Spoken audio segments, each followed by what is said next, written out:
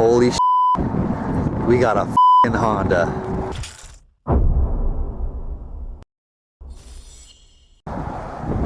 Well guys, I mean, what can I say? It's a Honda. This is a 93 Honda Prelude VTEC. You may be asking yourself, what the hell are we doing with a Honda?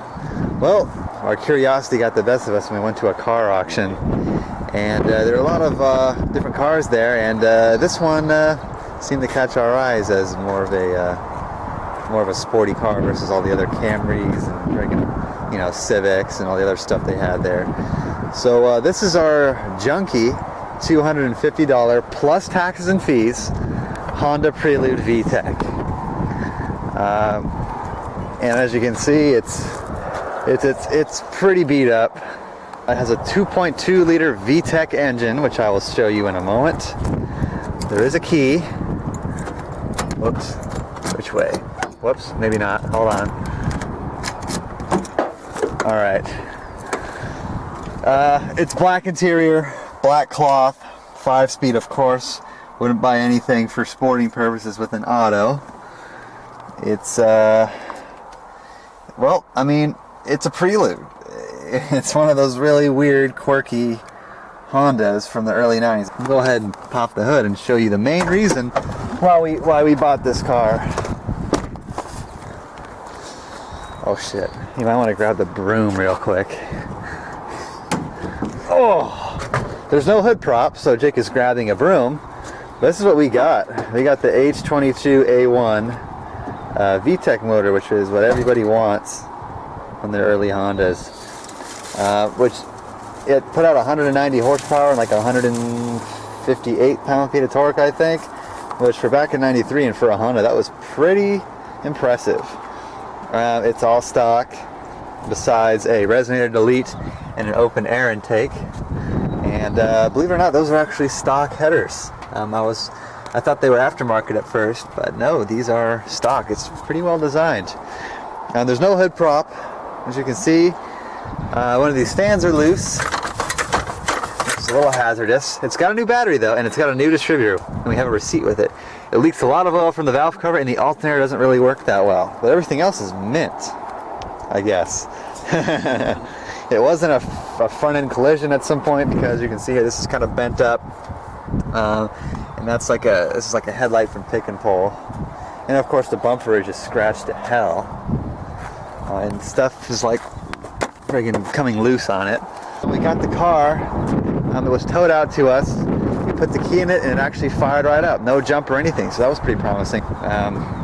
It's got this pretty ricey, you know, eBay, one of those eBay $30 canister mufflers that are welded on there with an exhaust leak, so it sounds extra ricey and extra obnoxious. The tires are actually in pretty good shape for the ones that aren't dicked. Yeah, a lot of tread. The 15-inch Honda alloys aren't in too bad shape. It's missing a few things. We need a turn signal indicator. We need one of these little vent things here for this side. I'm not sure what those are called. Since, you know, this was an auction car, we didn't get a plate for it, so that's just Jake's Ratson plate back there that we decided to exploit. Let's have another look inside. The sunroof does actually work, but it gets stuck when you pop it open, so we're not going to mess with that just yet. It seems to be like a reasonably optioned car, because it's got the power mirrors, which both work. It's got air conditioning, and it's got cruise control. So I don't think those were standard at the time for these Hondas. So I guess that's nice. So it's 5-speed. Shifts pretty smooth, but I think it needs some fluid because it's a little crunchy into first and into fifth. No big deal, but that'll probably need to be addressed at some point.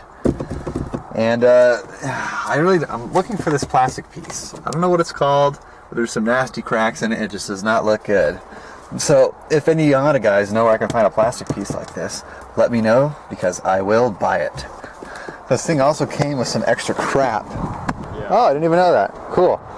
Okay, so here's the one of the alloys that the one that was warped on the way here. We got a heat shield for the exhaust.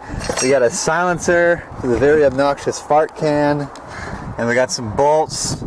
That's nice. We got the original intake, got the air filter. It even came with the jack. Oh yeah. And obviously this guy was a total drinker because there's a friggin' piss tester in here. That I don't know. Maybe he had to.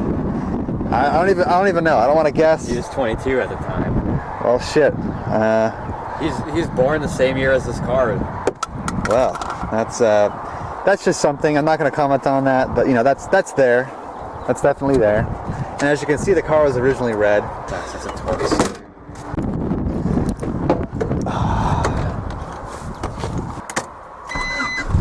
Oh yeah. See, it's pretty groovy. Pretty. Oh yeah, look at that. That's always a good thing. Friggin' battery light. Yeah, it's got some very interesting instrumentation. The clock doesn't work, but what the hell. 184,000 miles on it. Doesn't seem to burn any oil or smoke. Seems to run pretty smooth, depending upon how much volts the alternator's putting out.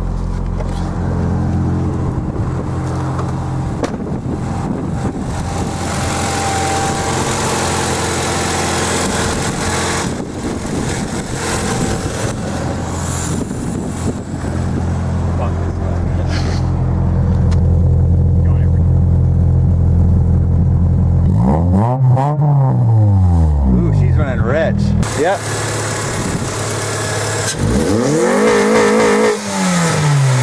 Oh, here's one of the tickets. Oh yeah, there's some interesting history here of this vehicle. I guess that's what the original plate was. 83 bucks.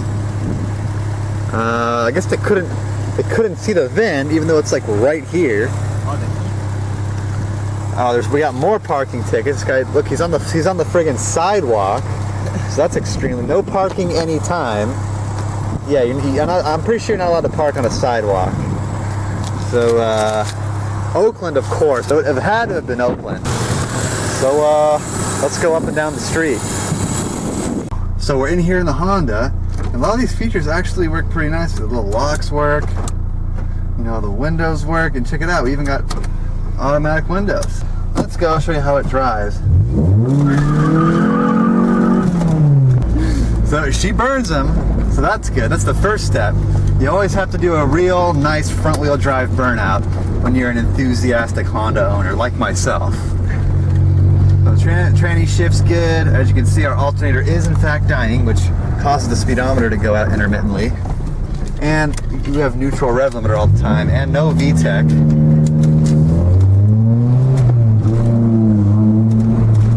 One of the CV axles could possibly be messed up because of how it was driven with the warped tire, because it was on the front, we just switched it to the back. We have a nice drive along the beach here. Yeah.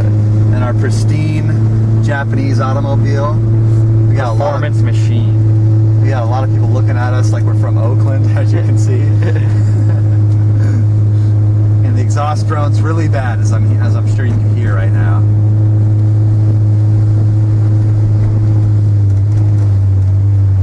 Wish we could listen to some tunes, but as you can see, there's no radio, as I'm sure I mentioned before. Commandeered.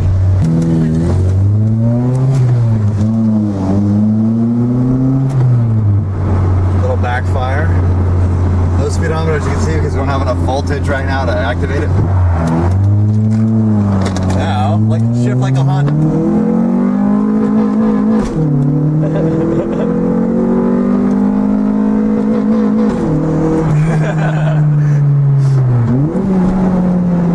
Flat-footed, just like old Honda owners.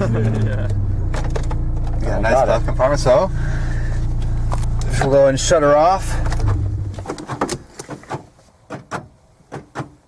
It's haunted. Okay.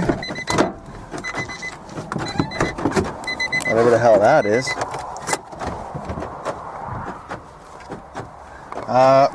So we think there might be some kind of aftermarket locking system in this thing, because I saw some strange wires under there, and it's doing that. It's still going. It won't let me lock it. The f***? Look at that. I lock it. What the hell's going on? Alright, disconnect the battery, screw it. Alright, yeah, pull one of those damn terminals off. Okay, good. Now. Okay. Alright. So, this is the Honda project. So I'll be making a little series on bringing this Honda back to its former glory. And I'll be doing mostly aesthetic stuff. Doesn't need a whole lot of mechanical work. But it should be interesting. It's the first Honda I've owned. And the first Honda I've featured on this channel. So yeah, thanks for watching, and stay tuned for more work on this thing.